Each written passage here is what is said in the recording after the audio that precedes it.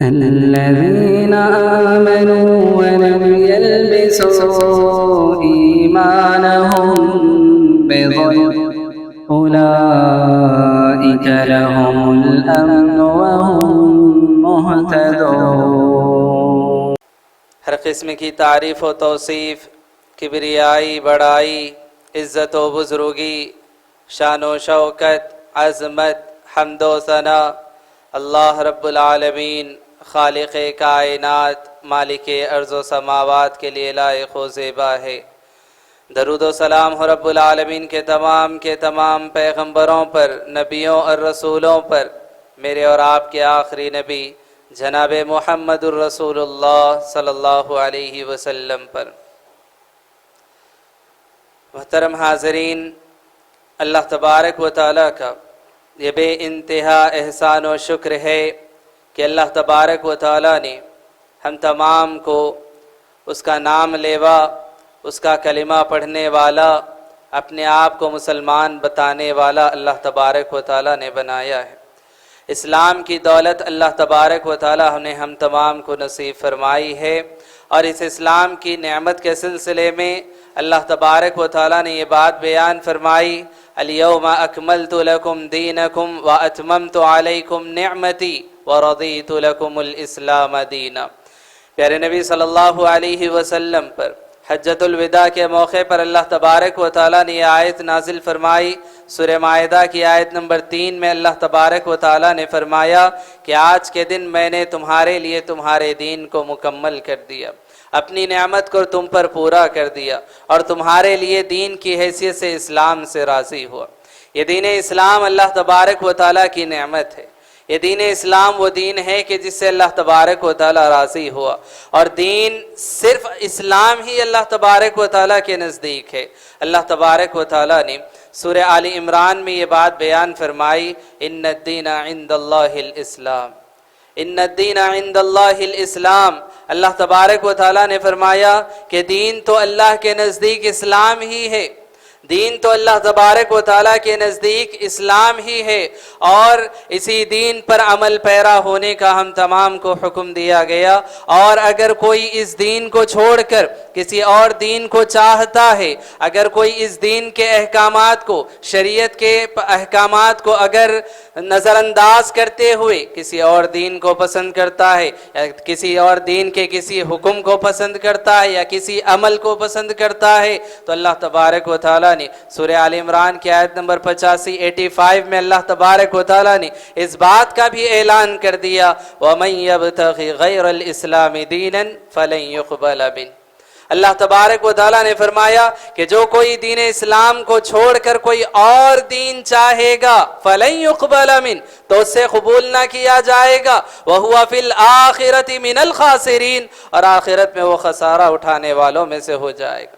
آخرت میں وہ خسارہ اٹھانے والوں میں سے ہو جائے گا۔ محترم حاضرین، یہ ساری باتیں، یہ ساری آیتیں، سورہ آل عمران کی آیت، سورہ مائدہ کی آیت ہم تمام کو یہ بتا رہی ہے کہ اللہ تبارک و تعالیٰ نے تمہیں، اللہ تبارک و تعالیٰ کی جانب سے ایک بہت بڑی نعمت ہدایت کے طور پر اللہ تبارک و تعالیٰ نے اسلام کی نعمت کو تم کو عطا فرمایا ہے۔ اس اسلام کی نعمت کی قدر کرو، یہ اللہ تبارک و تعالیٰ کا پسندیدہ دین ہے۔ اللہ تبارک و تعالیٰ نے اسی دین کو لے کر سارے پیغمبر، جتنے اس دنیا کے اندر پیغمبر مبعوث ہوئے، تمام پیغمبر یہی دین اسلام لے کر آئے۔ دین اسلام کی تعلیمات ہمیں بتاتی ہے کہ ایک بندہ مسلمان ہونے کی حیثیت سے اگر کوئی عمل کرتا ہے تو وہ وہی عمل کرتا ہے جو اس کے رب کو راضی کرنے والا، اس کے رسول کو راضی کرنے والا ہو۔ اللہ اور اس کے رسول کے احکامات اور ان کے فرامین پر عمل پیرا ہوتا ہے۔ مسلمان کو مسلمان اسی لیے کہا جاتا ہے کہ وہ اپنی باغ ڈور کو اپنے رب کے حوالے کر دیتا ہے، اب اس کا اپنی جان پر، اپنی ذات پر کوئی اختیار باقی نہیں ہے۔ ایک مسلمان اپنے آپ کو یہ بتاتا ہے کہ میرا ہر حکم، میرا ہر عمل، میری ہر خواہش، میری ہر آرزو، میری ہر تمنا میرے رب کے تابع ہے۔ میں وہی کروں گا جس سے میرا رب خوش ہوگا، میں وہی کروں گا جس کا میرا رب مجھے حکم دے گا، اس سے ہٹ کر میں کوئی اور کام نہیں کر سکتا۔ ایک مسلمان زبان سے اپنی یہ اقرار کرتا ہے جب وہ کلمہ لا الہ الا اللہ کا اقرار کر لیتا ہے۔ محترم حاضرین، اس حیثیت سے دیکھیں کہ ہم مسلمان ہیں، دین اسلام ہمارا مذہب ہے، اور دین اسلام ہمیں اس بات کا حکم دیتا ہے کہ حکم وہی چلے گا جو اللہ کا حکم ہوگا، جو رسول کا حکم ہوگا۔ اور اس اعتبار سے ایک ہر مومن بندے کو، ہر مسلمان بندے کو اپنے دین سے، اپنے مذہب سے، اسلام سے محبت ہونی چاہیے، اور ایسی محبت ہونی چاہیے کہ اس محبت کے آگے ساری محبتیں قربان ہو جانی چاہیے۔ محترم حاضرین، اب ہم دیکھیں کہ ہم جس ملک میں رہتے ہیں، وطن عزیز ہندوستان میں ہم رہتے ہیں،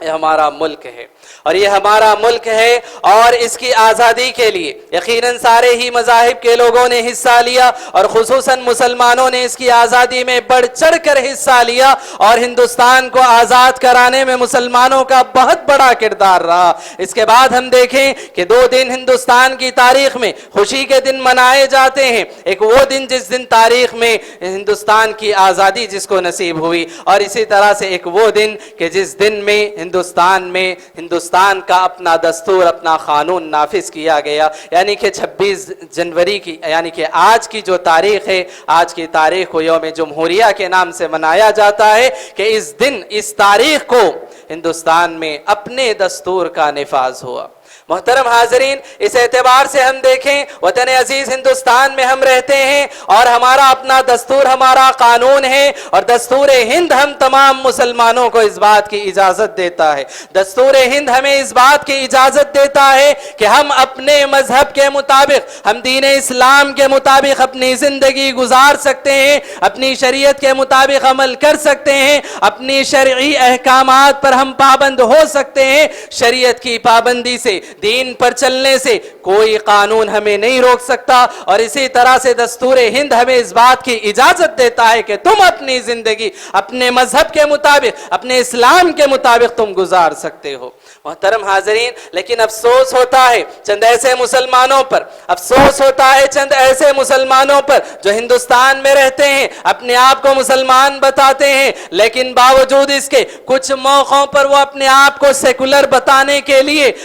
اس طرح کی حرکتیں کر گزرتے ہیں کہ وہ شریعت کے احکامات کو، اور اسی طرح سے جو ہے شریعت کے حدود کو پار کر بیٹھتے ہیں۔ محترم حاضرین، ہم دیکھیں وطن عزیز ہندوستان میں جبکہ بہت سارے مذاہب پائے جاتے ہیں، اور اس طرح سے جب بہت سارے مذاہب پائے جاتے ہیں تو بہت سارے تہوار بھی ہوتے ہیں، بہت ساری جو ہے اسی طرح سے فیسٹیولز منائے جاتے ہیں۔ ایسے موقع پر کچھ مسلمانوں کو یہ دیکھا جاتا ہے کہ وہ اپنے مذہب کی تعلیمات کو چھوڑ کر غیروں کے تہواروں میں، غیروں کی عیدوں میں شریک نظر آتے ہیں، اور یہ بتانے کی کوشش کرتے ہیں کہ دیکھو ہم سیکولر مسلمان، یہ ہم سیکولر مسلمان ہیں۔ یہ بتانے کی آپ کو کیا ضرورت پڑ گئی؟ یا آپ سے کس نے سوال کیا کہ آپ غیروں کی جو ہے عیدوں میں یا غیروں کے تہواروں میں آپ شرکت کریں گے تب آپ کو سیکولر مانا جائے گا؟ یا آپ کو کس نے اختیار دیا؟ کیا آپ کو یہ اختیار ہے کہ آپ اپنے آپ کو مسلمان بتاتے ہوئے غیروں کی تہذیب پر آپ عمل کریں، غیروں کے تہواروں کو اور غیروں کی عیدوں کو آپ منانے میں شرکت کر جائیں؟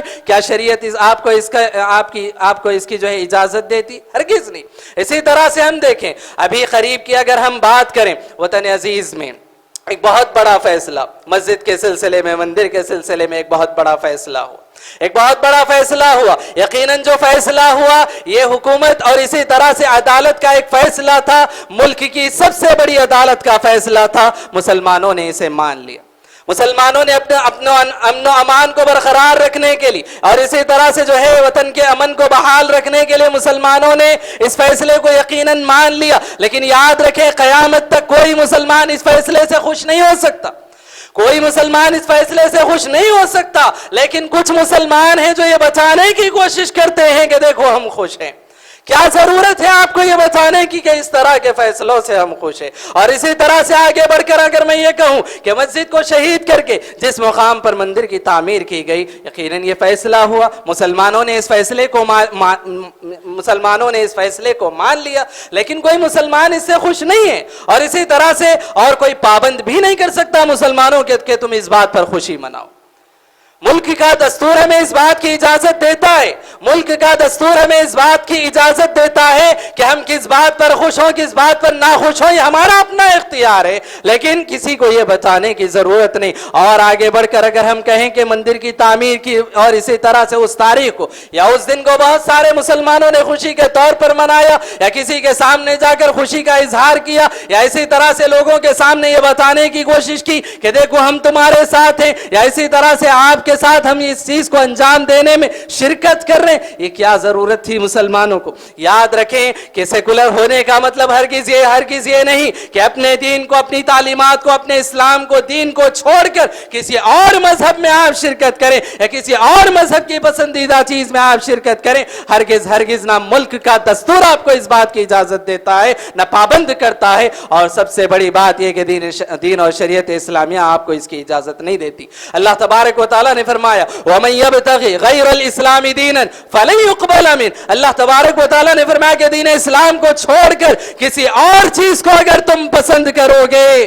قبول نہیں کیا جائے گا تم سے، وہ عمل تمہارا قبول ہونے والا نہیں ہے۔ اور اللہ تبارک و تعالیٰ نے فرمایا جس چیز کے پیچھے پڑھ کر تم کامیابی کو دیکھ رہے ہو، جس چیز کے پیچھے پڑھ کر تم اپنی دنیا بنانے کو دیکھ رہے ہو، اللہ تبارک و تعالیٰ فرماتا ہے چند سکے تمہیں مل جائیں گے، یاد رکھو، چند دن کی عزت شہرت تمہیں مل جائے گی، یاد رکھو، وَهُوَ فِي الْآخِرَةِ مِنَ الْخَاسِرِينَ، اللہ تبارک و تعالیٰ نے فرمایا کہ آخرت میں خسارہ اٹھانے والوں میں سے ہو جاؤ،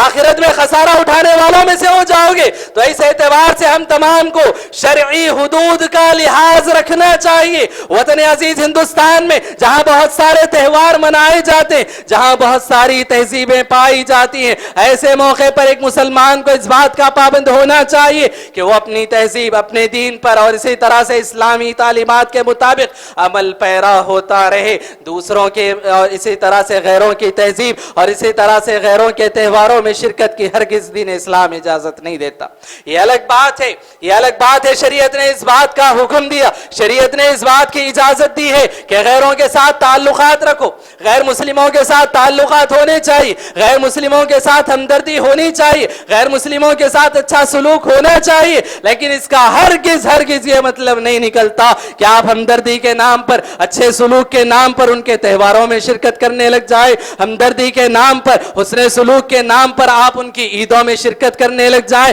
یا اسی طرح سے ہمدردی کے نام پر، اچھے سلوک کے نام پر، محبت بھائی چارے کے نام پر آپ ان کی پوجا پاٹ میں شرکت کرنے لگ جائیں۔ ہرگز شریعت اسلامیہ اس بات کی اجازت نہیں دیتی۔ شریعت اسلامیہ نے اس بات کا ایک انسان کو، ایک مسلمان کو اس بات کا مکلف بنایا، پابند بنایا کہ تم دوسروں کا احترام کرو، تم دوسروں کے ساتھ حسن سلوک کرو، تم دوسروں کے ساتھ ہمدردی کا معاملہ کرو، لیکن اسی حد تک جہاں تک شریعت نے تم کو اجازت دی ہے۔ حسن سلوک کے نام پر کسی کی پوجا پاٹ میں شریک ہو جاؤ، حسن سلوک کے نام پر، محبت بھائی چارے کے نام پر کسی اور دین کی تعلیمات کو اور دین کی جو ہے عیدوں اور تہواروں کو منانے لگ جاؤ، شریعت اس بات کی اجازت نہیں دیتی۔ یہی کچھ باتیں ہیں، لیکن یاد رکھیں کچھ مسلمان اپنے آپ کو سیکولر بتانے کے طور پر اور اسی طرح سے حکومت یا اسی طرح سے عدلیہ کے ساتھ مل کر ایسے اپنی تصاویر کو شیئر کرنے میں یا اسی طرح سے اپنے آپ کو ان کی عیدوں تہواروں اور اسی طرح سے جو ہے ایسی پوجا پاٹ میں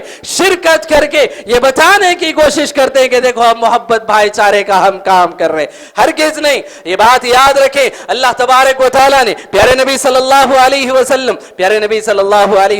مکہ المکرمہ میں ہیں، پیارے نبی صلی اللہ علیہ وسلم مکہ المکرمہ میں ہیں۔ کچھ مشرکین پیارے نبی صلی اللہ علیہ وسلم کے پاس آتے اور کہتے ہیں اللہ کے نبی محمد، اے محمد دیکھو کہ ہماری کچھ عیدیں ہیں، ہماری کچھ تہوار ہے اور اسی طرح سے ہماری کچھ عبادت کے دن ہیں، ہمارے کچھ معبود ہیں، کبھی تم ہمارے معبودوں کی عبادت کر لو، کبھی ہم تمہارے معبود کی عبادت کر لیں گے۔ اللہ تبارک و تعالیٰ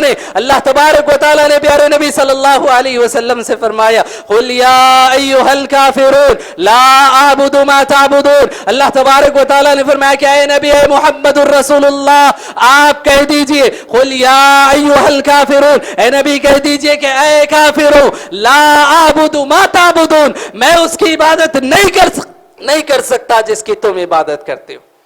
میں اس کی عبادت نہیں کر سکتا جس کی تم عبادت کرتے ہو، میں اس کو معبود نہیں مان سکتا جس کو تم معبود مانتے ہو، میں اس کے سامنے اپنے سر کو نہیں جھکا سکتا جس کے سامنے تم اپنے سروں کو جھکا سکتے ہو۔ یہ اعلان کر دیا گیا کہ توحید اور شرک کی بات اگر کہیں آ جائے تو کوئی کمپرومائز نہیں ہو سکتا، کوئی بھائی چارہ نہیں ہو سکتا، کوئی محبت باقی نہیں رہ سکتی۔ اللہ تبارک و تعالیٰ نے یہاں مسلمانوں کو ایک حدود اور اسی طرح سے ایک پابندی عائد کر دی کہ بات اگر توحید و شرک کیا جائے تو پھر یاد رکھو چاہے جان چلی جائے لیکن یہ حد پار نہیں ہونی چاہیے۔ اللہ تبارک و تعالیٰ نے پیارے نبی صلی اللہ علیہ وسلم نے احادیث میں ایک واقعہ بیان فرمایا۔ پیارے نبی صلی اللہ علیہ وسلم نے فرمایا کہ دخل رجل فی النار فی الذباب، اللہ کے نبی صلی اللہ علیہ وسلم نے فرمایا کہ دو آدمی ہیں، ایک مکھی کی وجہ سے ایک آدمی جنت میں چلا گیا، ایک مکھی کی وجہ سے ایک آدمی جہنم میں چلا گیا۔ صحابہ کرام رضی اللہ عنہم تعجب کرنے لگے۔ پیارے نبی صلی اللہ علیہ وسلم نے فرمایا کہ ایک ایسی قوم تھی کہ جس کے پاس سے یہ گزر رہے تھے، سفر کر رہے تھے، اور وہاں کی قوم کے لوگوں نے ان کو مجبور کیا کہ اگر یہاں سے گزرنا ہے تو پھر یہ ہمارا بت ہے، یہ ہمارا معبود ہے، اس کے پاس کوئی نہ کوئی چیز کا چڑھاوا ہوگا تبھی تمہیں یہاں سے گزرنے کی اجازت ملے گی۔ ایک آدمی نے ایک مکھی کو پکڑ کر ذبح کر دیا اور اللہ کے نبی نے فرمایا کہ اسے ایک مکھی کو ذبح کرنے کی وجہ سے وہ جہنم میں چلا گیا۔ ایک دوسرا تھا کہ جس کے بارے میں پیارے نبی صلی اللہ علیہ وسلم نے فرمایا کہ اس نے کہا کہ میں اللہ کے علاوہ کسی اور کے سامنے کوئی چیز قربان نہیں کر سکتا، میں اللہ کے علاوہ کسی اور کے سامنے کسی چیز کا چڑھاوا نہیں دے سکتا۔ لوگوں نے اسے ذبح کر دیا، اسے قتل کر دیا۔ اللہ کے نبی صلی اللہ علیہ وسلم نے فرمایا کہ وہ آدمی اس وجہ سے اپنی توحید پر برقرار رہنے کی وجہ سے اس آدمی کو اللہ نے جنت میں داخلہ دے دیا۔ تو محترم حاضرین یہ بات یاد رکھیں، بات توحید و شرک کی اگر آ جائے تو پھر اس میں کوئی کمپرومائز نہیں کیا جا سکتا۔ اور ایسے مسلمان جو اپنے آپ کو یہ بتانے کی کوشش کرتے ہیں کہ ہم وہاں بھی شریک ہوں گے، ہم یہاں بھی شریک ہوں گے، یاد رکھیں یہ منافقانہ رول ہے، یہ منافقانہ رول ہے۔ یہ آپ دنیا والوں کے سامنے دنیا داری کے لیے آپ یہ منافقانہ پن اپنا دکھا سکتے ہیں، لیکن اللہ دلوں کا حال جاننے والا ہے۔ اللہ تبارک و تعالیٰ دلوں کے بھیدوں کو، دلوں کے رازوں کو اللہ جاننے والا ہے۔ اور اللہ نے اعلان فرما دیا دین اسلام کو چھوڑ کر اگر کسی اور چیز کو چاہو گے تمہارے سے وہ چیز قبول نہیں کی جائے گی اور آخرت میں خسارہ اٹھانے والوں میں سے ہو جاؤ گے۔ دعا ہے رب العالمین سے کہ اللہ تبارک و تعالی ہم تمام کو شریعت اسلامیہ سے، دین اسلام سے اللہ تبارک و تعالی محبت کرنے کی توفیق عطا فرمائے۔ رب العالمین ہر طرح کی گمراہیوں سے، ضلالتوں سے، گمراہیوں سے اللہ تبارک و تعالی ہم تمام کی حفاظت فرمائے۔ رب العالمین وطن عزیز ہندوستان میں اللہ تبارک و تعالی امن و امان نصیب فرمائے۔ تمام مسلمانوں کو اللہ تبارک و تعالی خوشحال رکھے۔ جہاں کہیں مسلمان پریشان حال ہے پروردگارہ تو ان کی مصیبتوں کو دور فرما، ان کی پریشانیوں کو دور فرما پروردگارہ، ان کے مسائل کو آسان فرما پروردگارہ۔ جہاں کہیں دین کے نام پر اور اسی طرح سے جو ہے دھرم کے نام پر، مذہب کے نام پر جہاں کہیں فتنے فساد کیے جا رہے ہیں پروردگارہ وہاں پر امن و امان نصیب فرما پروردگارہ۔ جہاں کہیں مسلمان مظلوم ہیں پروردگارہ تو ان کی مدد فرما، ان کا حامی ناصر و مددگار ہو جا پروردگارہ۔ ہم میں، ہمارے اہل ویال، رشتہ دار، دوست احباب میں جو بیمار ہیں پروردگارہ انہیں شفائے کاملہ عاجلہ نصیب فرما۔ جو بے روزگار ہیں ان کی روزیوں کا انتظام فرما پروردگارہ۔ جو جس طرح کے مسائل میں گھرے ہوئے ہیں اللہ ہم سے بہتر ہمارے حالوں کو تو جاننے والا ہے پروردگارہ، ہمارے مسائل کو آسان فرما پروردگارہ۔ جو بزرگ رشتہ دار دوست احباب ہمارے اس دنیا سے گزر چکے ان کی مغفرت فرما، ان کی خطاؤں و لغزشوں سے درگزر فرما پروردگارہ۔ جب تک ہمیں اس دنیا میں زندگی دے ایمان اور توحید کی زندگی نصیب فرما، خاتمہ ہو تو خاتمہ بالخیر فرما، آمین ثم آمین، وآخر دعوانا ان الحمد للہ رب العالمین۔